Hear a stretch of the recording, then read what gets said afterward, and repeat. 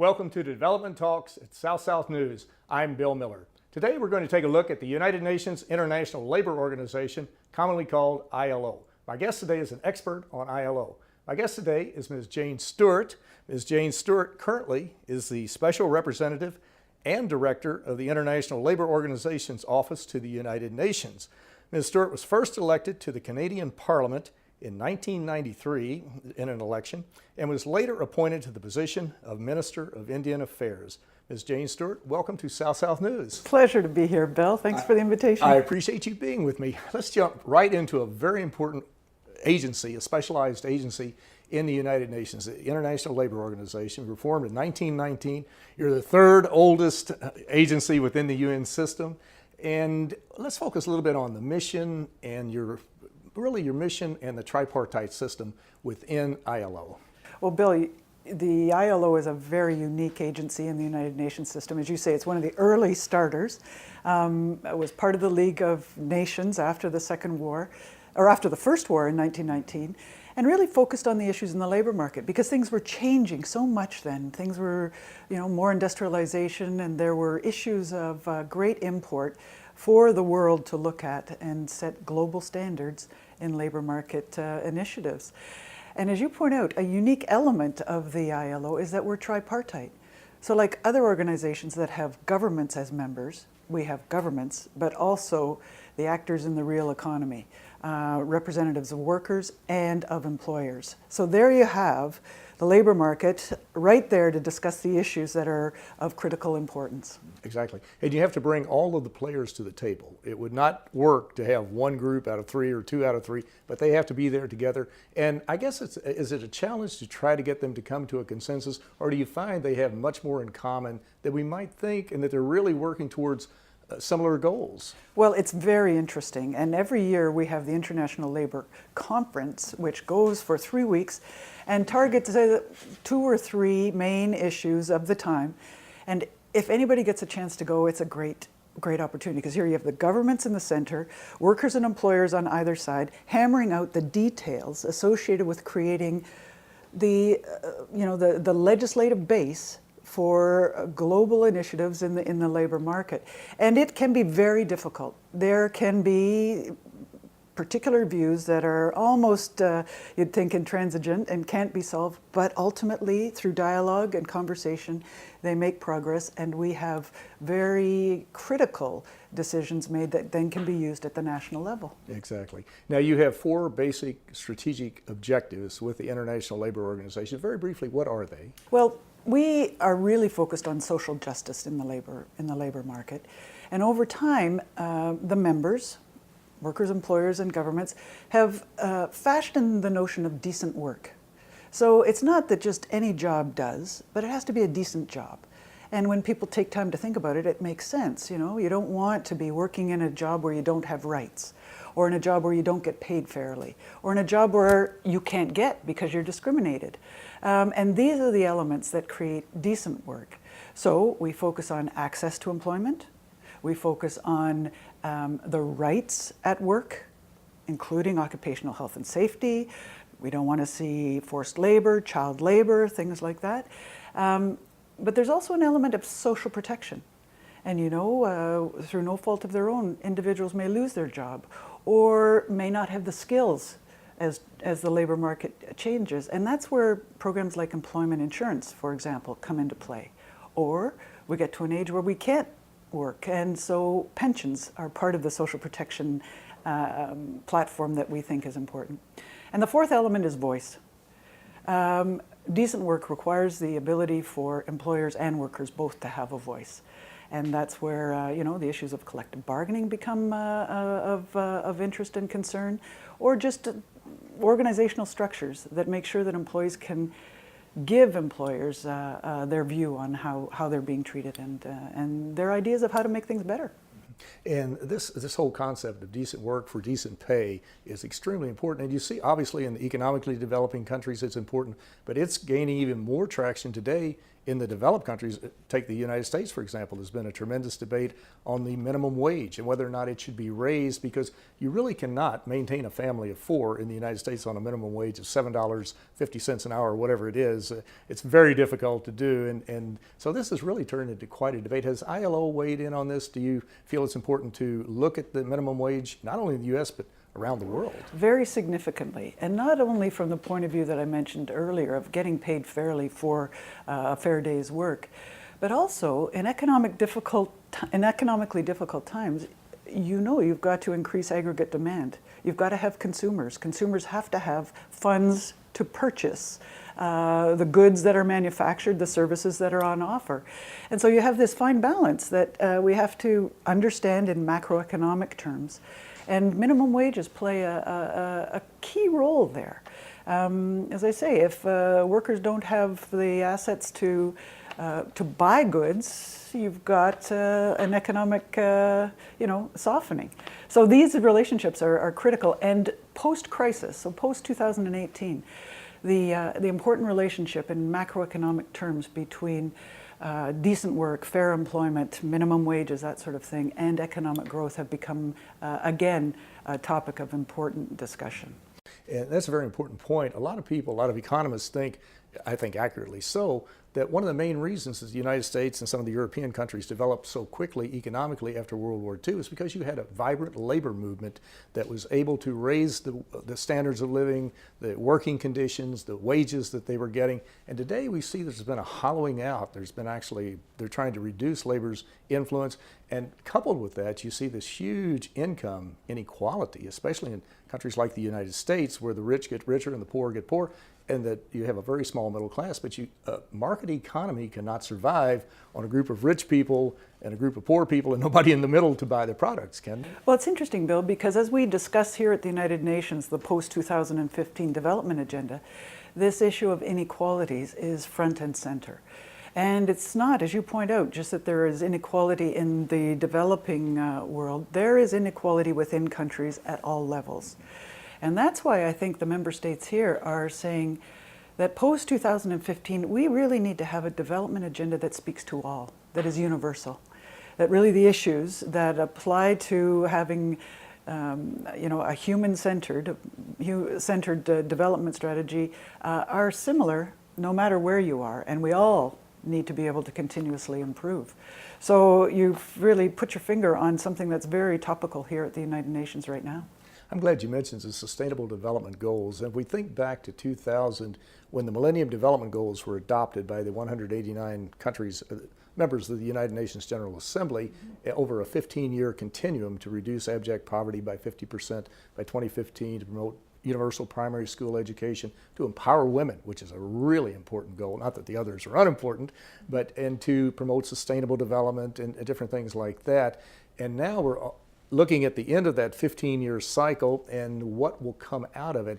Has ILO been very actively involved in this whole discussion on what the post-2015 development agenda should look like and the Sustainable Development Goals should look like? We've definitely been there to support our member states as they engage in this discussion. What's interesting from our perspective is that the agenda seems far broader, as you would expect, because we're talking about sustainable development. So not only social issues, but economic and environmental issues. And for us, we see employment as being a priority, and member states to date see that as well, coming back to our discussion about minimum wages and the relationship between employment and decent work and economic growth, linking them together so far in a goal. So inclusive growth and decent work for all. Growth for what? For jobs. So you get that cycle. So we've been supporting member states who are developing those ideas, but also employment is kind of a hinge issue. It has a definite impact on poverty eradication and social elements. There's a clear linkage with the greening of the economy, and as economies we anticipate transform from brown to green or blue, you've got to look at the impact in the labor market. So we're very much an integral part of the overall development strategies. Exactly, and that's one of the reasons apparently that we've been able to reduced or almost achieved or have achieved the first goal to reduce abject poverty by 50% because of the economic growth primarily in China and India and a few other spots around the world, but that has certainly played a key role. While we're talking about unemployment, one group that has really been many groups have been adversely affected, but one in particular is youth. And this is a problem in Egypt, it's a problem probably in many Latin American countries, in the United States and the developed countries. What can be done to focus attention on helping youth to develop, first to get the training, the skills that they need, but also to get the creation of a job, a meaningful job for that person? And hopefully the private sector would do it, but if it doesn't, hopefully the public sector can step in and provide some type of assistance. But what can be done in that area? Well, Bill, you point to an area that's critically important right now, and particularly since the crisis.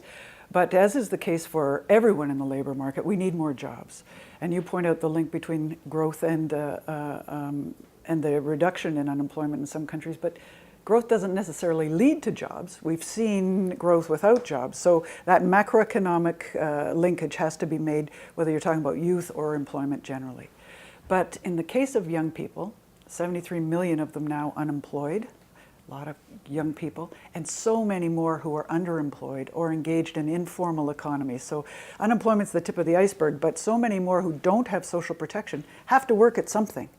And they're not as productive as we need them to be. But youth unemployment runs 2 to 3 times adult unemployment. What's interesting, except in some countries where they have good vocational education and training, in countries, for example, like Austria and Germany, where there's a good apprenticeship program, we see youth unemployment levels closer to the levels of adult unemployment. And so that's one element.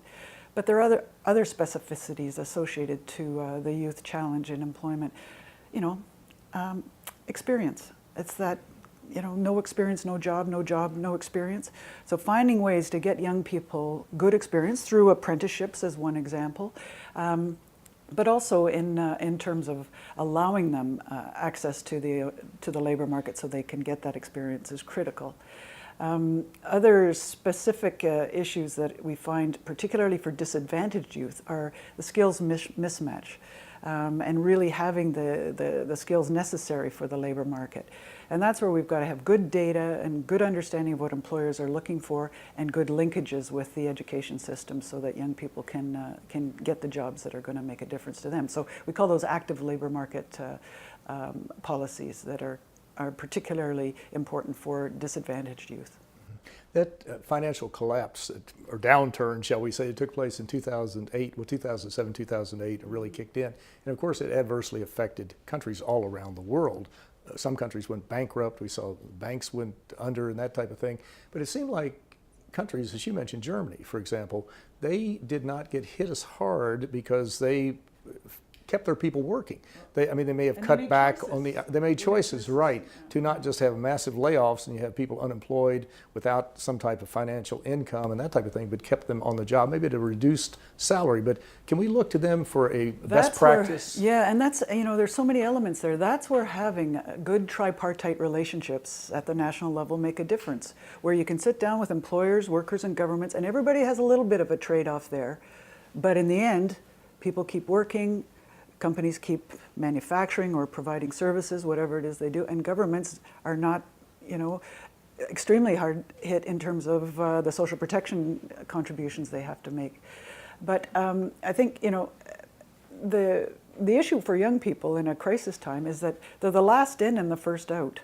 The last to get a job, and then when downsizing happens, they're the first out. And so again, it comes back to these specificities that force us to really look at youth employment as an employment challenge in and of itself, and to have good national programs to respond to their needs.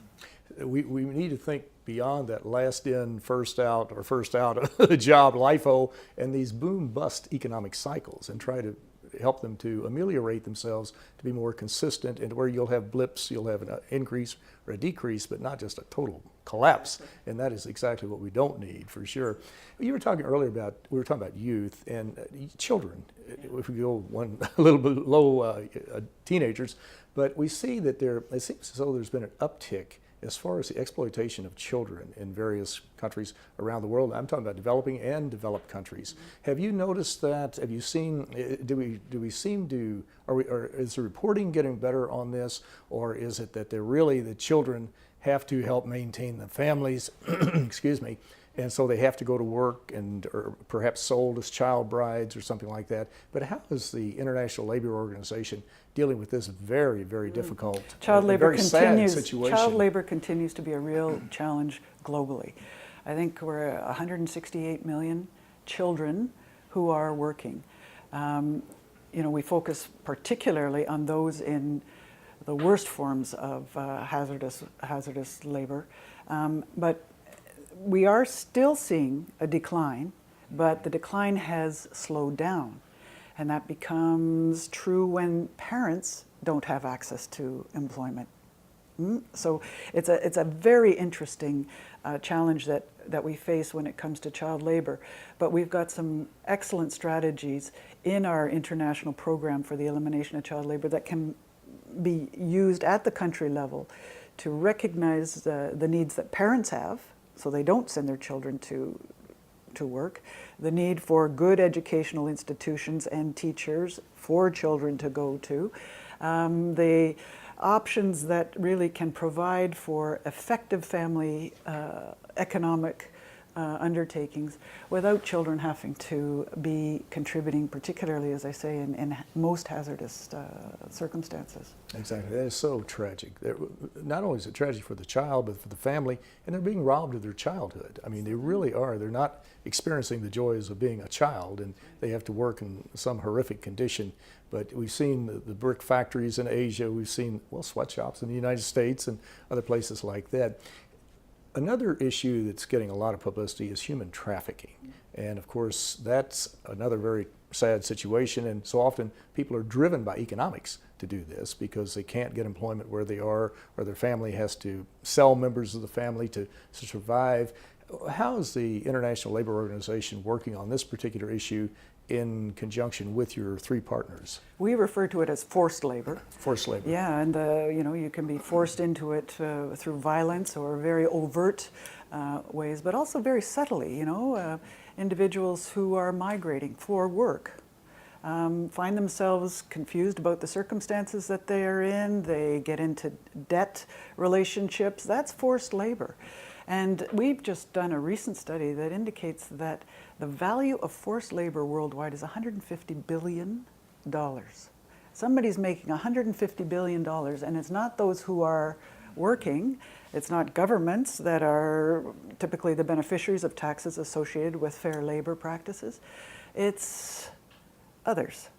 And for us, that is a focus that we are much attending to, trying to reduce the numbers, and recognizing the realities and the details and the nuances that go along with the issues of forcing men and women, children, young people. 1 in 8 who are in forced labor are young. Yeah, so it's a difficult topic, but one that's very much on the agenda of the ILO.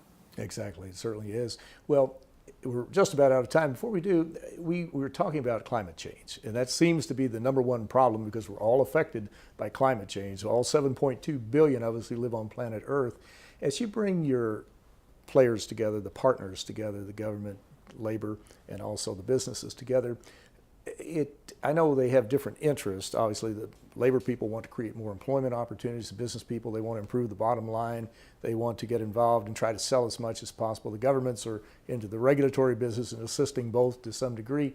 But do you see that they're focusing on climate change more today as a major problem, whereas maybe 20 years ago they didn't quite view it as a fragile ecosystem, and that we find businesses are more attuned to think, well, we really need to focus on this, and labor says, well, we do too, and everybody's getting actively involved and looking at what they can do. I think here we can be very proud of the Secretary General. He has been relentless in drawing the attention of the world to the issue of climate change. And I think we really have to take our hats off to him for continuing. In September, we will have the Climate Change Summit in advance of continuing multilateral discussions on this important topic. But we are seeing shifts, and from the perspective of the International Labour Organization, we know that we need to build resilience to the impacts of climate change. We need to, mitigate against, but also build resilience. That creates new kinds of employment opportunities. Some people refer to it as green jobs, but we need to understand that transition, have social protection elements in place as we transition to a greener economy. And you see in many jurisdictions a focus on the refurbishment of infrastructure in a green strategy. So that's a kind of a common linkage there. But the issues of climate change are upon us. We need to attend to them. We know there are going to be impacts on the labor market, and we know the labor market can positively impact the mitigation. So we're happy that the Secretary General keeps that front and center on the agenda and work closely with them on that. Exactly. And there are a lot of observers of this whole discussion who really believe that had Ban Ki-moon not incorporated that as one of his top 5 strategies, in fact, it was probably one of the top 2 when he came in as Secretary General about, 8 years ago, 9 years ago now, something like that, that this whole discussion would not be where it is today, and that he really played a critical role in galvanizing not only the business community, the labor community, the non-governmental organizations, but basically a lot of other folks to focus attention on climate change because it is such a massive problem. But you're doing some remarkable work with the International Labour Organization, and our viewers can go to www.ilo.org to get more information. But Ms. Jane Stewart, Director of the New York office for the International Labour Organization at the United Nations, I'd like to thank you so very much for a very interesting and a very informative program. Great, thank you, Bill. Thank you. I'm Bill Miller. Thanks for joining us at South South News.